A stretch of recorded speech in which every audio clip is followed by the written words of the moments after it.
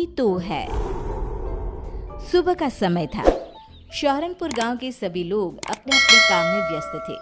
कोई खेतों में काम कर रहा था तो कोई अपनी गाय भैंसों को चारा दे रहा था। कुछ बच्चे गांव की नदी के पास गेंद से खेल रहे थे। खेलते खेलते तभी सोनू के हाथ से गेंद नदी में गिर जाती है। सोनू, तूने मेरी गेंद फेंकी है नदी में तो तू ही लाकर देगा।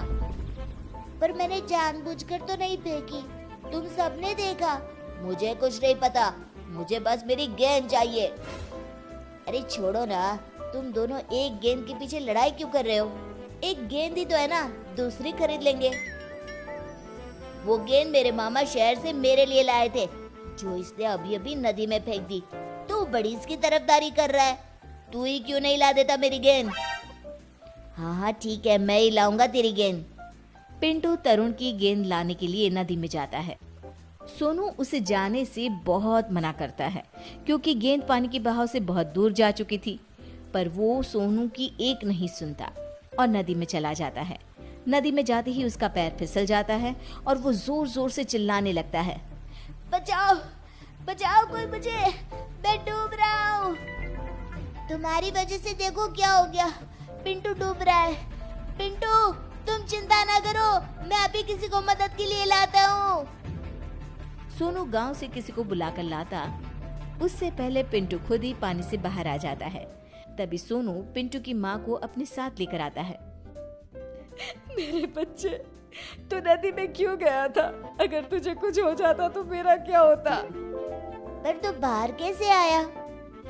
मुझे ऐसा लगा जैसे किसी ने मुझे पकड़कर नदी से बाहर निकाला है, पर जब मैंने अपने पीछे मुड़कर देखा तो वहाँ कोई नहीं था। पर माँ, सच में कोई तो था। अरे किसी ने भी बचाया हो, मेरा बच्चा बच गया, बस मुझे और क्या चाहिए। चल अब घर चलते हैं।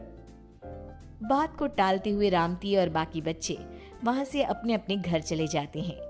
अगले दिन सुबह सुबह कल्लू अपनी पत्नी को खूब मार रहा होता है क्योंकि एक तो उसने नशा किया हुआ था, ऊपर से आज रेखा से सब्जी में थोड़ा नमक तेज हो गया था।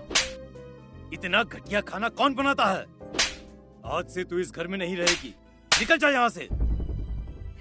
मुझे माफ कर दीजिए, आगे से मैं ध्यान से खाना बनाऊंगी, बस मुझे घर से ना निकालिए। अरे क्यों मार रहा है बेचारे को? ऐसा उसने क्या कर दिया जो उसे मारे ही जा रहा है? इसको बिल्कुल भी खाना बनाने नहीं आता, कभी मिर्ची तेज कर देगी तो कभी नमक। इसका मतलब तू उसे मारेगा? अरे कभी कभी तो हमसे भी खाना अच्छा नहीं बनता, हमारे पति तो हमें बिल्कुल नहीं मारते। पर मैं आज इसे नहीं छोड़ूंगा, ये तभी सुधरेगी। कल्लू अपनी पत्नी पर जैसे ही हाथ उठाने वाला होता है, कल्लू के सर पर पीछे से कोई थप्पड़ मारता है। कल्लू पीछे मुड़कर देखता है तो पीछे कोई नहीं होता। वो फिर अपनी पत्नी पर हाथ उठाता है, अब के उसे पीछे से कोई तेज धक्का देकर नीचे गिरा देता है। कौन है जो मुझे मार रहा है?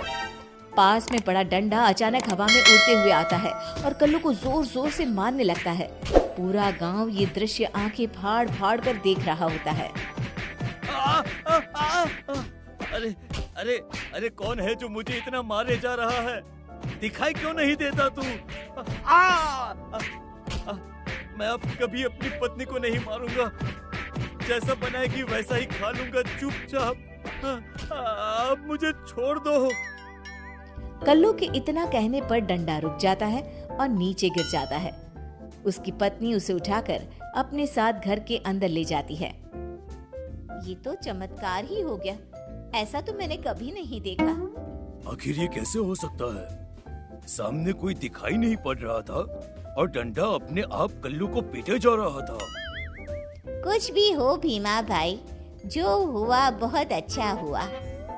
गांव के सभी लोग वहां से चले तो जाते हैं, पर रोज गांव में ऐसी ही घटना होने लगी जिसमें गांव वालों को शक होता है कि कोई तो है पर दिखाई नहीं देता वो। कुछ दिन बाद मनोरमा के झोपड़े में अचानक आग लग जाती है। उसके साथ उसका 2 साल का बच्चा भी अंदर झोपड़े में ही होता है। बचाओ बचाओ, कोई हमें! आग आग! अरे गांव वालों, मनोरमा बहन के झोपड़े में आग लग गई है, जल्दी आ जाओ। अगर इस आग को जल्दी से नहीं बुझाया तो मनोरमा और उसका बच्चा इसी आग में जलकर मर जाएंगे। उसका पति भी घर पर नहीं है। अरे वो तो खेत पर है। बातें बनाना बंद करो और जल्दी से इस आग को बुझाओ, जल्दी करो। आग इतनी तेज थी कि काबू में नहीं आ रही थी। हे भगवान बचा ले, अब तेरा ही सहारा है, मेरे बच्चे को बचा ले। तभी एक जोर का झोंका आता है आंधी का। धूल भरी, उस पे ढेर सारी रेत और मिट्टी थी। गांव वाले अपनी अपनी आंखें बंद कर लेते हैं क्योंकि आंधी में उन्हें कुछ भी दिखाई नहीं पड़ रहा था। तभी वो धूल भरा झोंका मनोरमा के झोपड़े से टकराता है।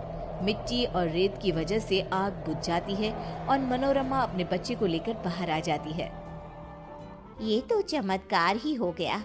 एक पल में आंधी आई और आग बुझाकर चली गई। ऐसा लग रहा है जैसे जानबूझकर किसी ने वो आग बुझाई हो। कोई तो था जिसने मेरी और मेरे बच्चे की जान बचाई, पर वो दिखाई नहीं दिया। ये हमारे गांव में क्या हो रहा है? कोई तो है पर वो हमें दिखाई क्यों नहीं देता? काकी ने बिल्कुल सही कहा। इस गांव में कभी भी कोई मुसीबत हो तो वो तुरंत आकर उसे बचा लेता है, पर कभी किसी ने उसे देखा नहीं, बस महसूस किया है। अरे मैं तो कहता हूँ क्यों न हम सब मंदिर के पंडित के पास चले। हाँ हाँ, ये सही रहेगा। वो पंडित जी बहुत पहुँचे हुए पंडित हैं। वो जरूर बताएंगे इसके बारे में।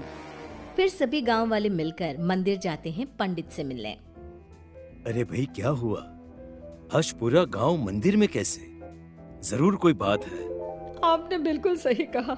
हम सब आपसे उसके बारे में ही पूछने आए हैं, जो गांव में है तो सही पर दिखाई नहीं देता। पर हम सबको पूरा विश्वास है कोई तो है जो सबकी इतनी मदद करता है। तभी मंदिर की जोर से घंटी बजती है। सभी गांव वाले घंटी की तरफ देखते हैं पर वहाँ कोई नहीं होता। जो मैं देख सकता हूँ वो आप सब नहीं देख पा रहे। वो घंटी किसने बजाई ये सोच रहे हैं ना? हाँ पंडित जी, फिर वही कोई दिखाई क्यों नहीं देता? आपको तो सब दिखाई दे रहा है, तो बताइए ना कौन है वो? कौन है? वो भूत है। उसी ने घंटी बजाई है और वो बिल्कुल मेरे सामने खड़ा है। भूत का नाम सुनते ही सभी हैरान रह जाते हैं। पंडित अपने लोटे से जल लेकर भूत के ऊपर डालता है। तभी वो भूत सभी को दिखाई देने लगता है। सभी उस भूत को देखकर डरने लगते हैं। इस भूत से तुम सबको डरने की कोई जरूरत नहीं। आगे की कहानी अब तुम ही बताओ इन सबको। हाँ, मैं हूँ वो जो कभी किसी के बच्चे को नदी से बचा रहा हूँ तो कभी किसी को आग से। वो सब मैंने ही किया है और ये सब मैं इसलिए कर रहा हूँ क्योंकि मुझे अपनी गलतियों पर बहुत पछतावा है। मैं वही चोर हूँ जो अक्सर गांव में चोरी किया करता था। मैंने बहुत से घरों को लूटा था। ये सब उसी का प्रायश्चित है।